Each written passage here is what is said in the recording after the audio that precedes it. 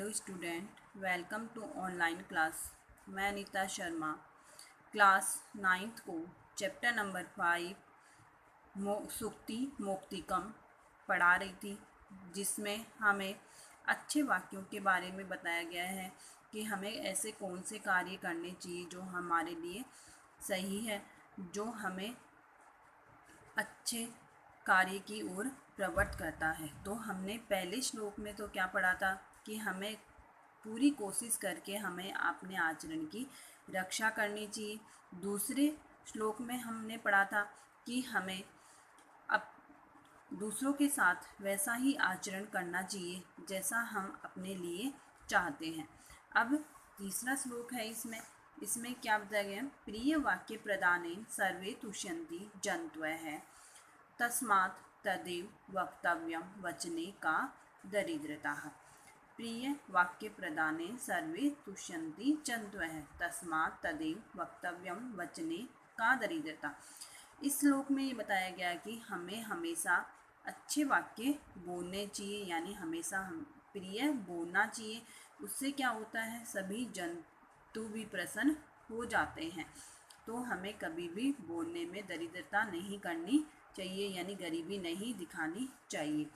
प्रिय वाक्य प्रदाने सर्वे तुष्यन्ति जन्तवः। प्रिय वाक्य प्रदाने, प्रिय वाक्य बोलने से सर्वे यानी सभी, तुष्यन्ति यानी प्रसन्न होते हैं, जन्तवः यानी जंतु या प्राणी। प्रिय वाक्य बोलने से सभी प्राणी प्रसन्न होते हैं। तस्मात् तदेव वक्तव्यम वचने का दरिद्रता।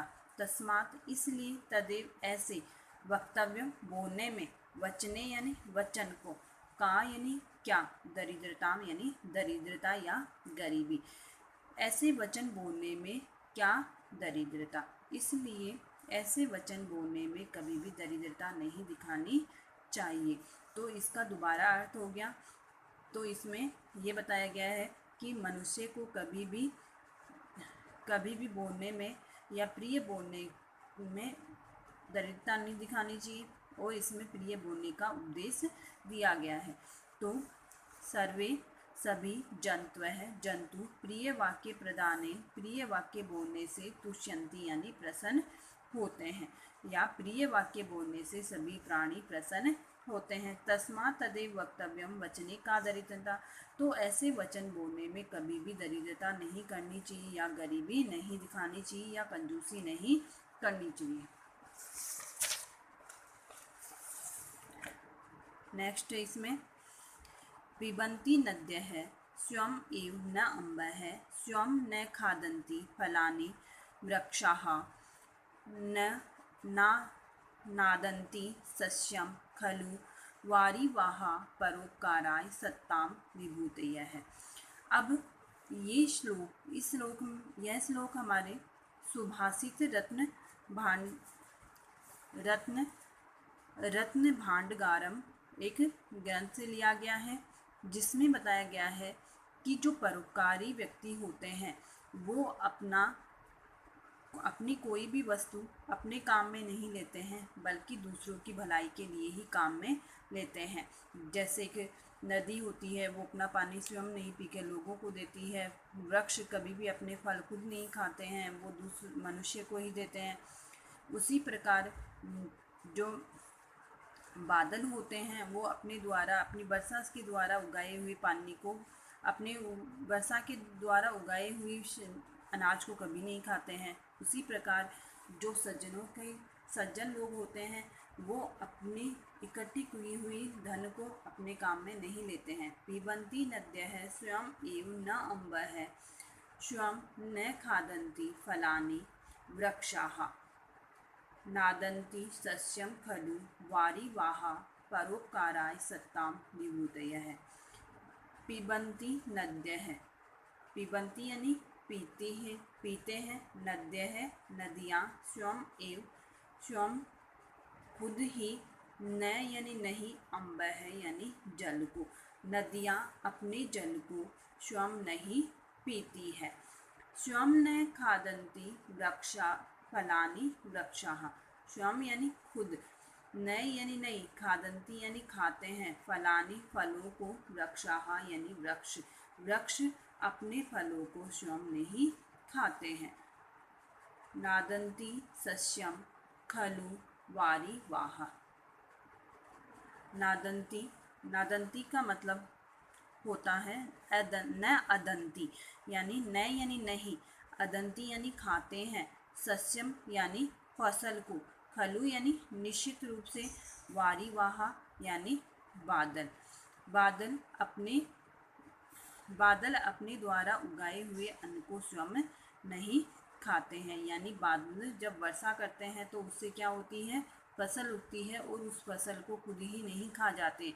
तो सस्यम वारिवाह बादल, सस्यम खलु अपने द्वारा उगाई हुई फसल को, न अदंती नहीं खाते हैं, परोपकाराय सत्ताम विभूतयः निश्चित ही सज्जनों की संपत्तियां परोपकार के लिए होती है। परोपकाराय दूसरों की भलाई के लिए, सत्ताम सज्जनों की, विभूतयः परोपकार के लिए संपत्तियां होती है, यानी परोपकार के लिए सज्जनों की संपत्तियां होती है। तो इसका दोबारा अर्थ होगा कि नदी अपना जल स्वयं नहीं पीती है, वृक्ष अपने फल स्वयं नहीं खाता है,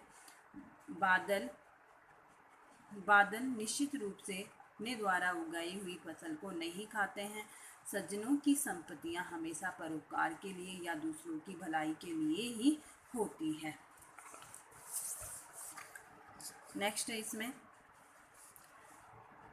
गुणेषु एव हि कर्तव्य रत्नं पुरुषेः सदाः गुणयुक्तौ दरिद्रोः अपि न ईश्वरेः अगुणैः स्मः। तो इसमें क्या बताया गया है कि इसमें ये बताया गया, और ये मृच्छकटिकम एक ग्रंथ है उसमें से दिया गया है, जिसमें क्या बताया गया है कि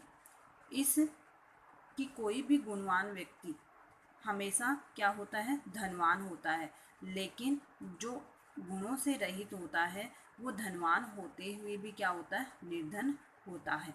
तो एक गरीब व्यक्ति है जो गुणों से युक्त है, वो क्या होता है, उस धनवान गुण रहित व्यक्ति से क्या होता है, श्रेष्ठ होता है। यह इस पाठ में बताया गया है। गुणेषु एव हि कर्तव्यः यत्नः पुरुषैः सदा गुणयुक्तो दरिद्रो अपि न ईश्वरेः गुणैः स्मः। गुणेषु का मतलब होता है गुणों को धारण करने में ही कर्तव्य है, यानी हमारा कर्तव्य है। गुणों को धारण करना हमें चाहिए, यानी गुणों को धारण करना हमारा कर्तव्य है। प्रयत्न पूर्वक पुरुषेः यानी मानवों के द्वारा, सदा यानी हमेशा। तो इसमें ये बोला गया है कि मनुष्यों को सदैव ही गुणों को धारण करने के लिए प्रयत्नशील रहना चाहिए। मानवाः पुरुषैः मनुष्यों को प्रयत्नशील रहना चाहिए, सदा यानी हमेशा, गुणेषु गुणों को धारण करने में। तो गुणों को धारण करने में मनुष्य को हमेशा प्रयत्नशील रहना चाहिए, या क्योंकि संसार में गुणों से युक्त निर्धन व्यक्ति, तो इसमें क्या बताया गया कि गुण युक्त हो, गुणों से युक्त, दरिद्र हो अपि दरिद्र लोग भी न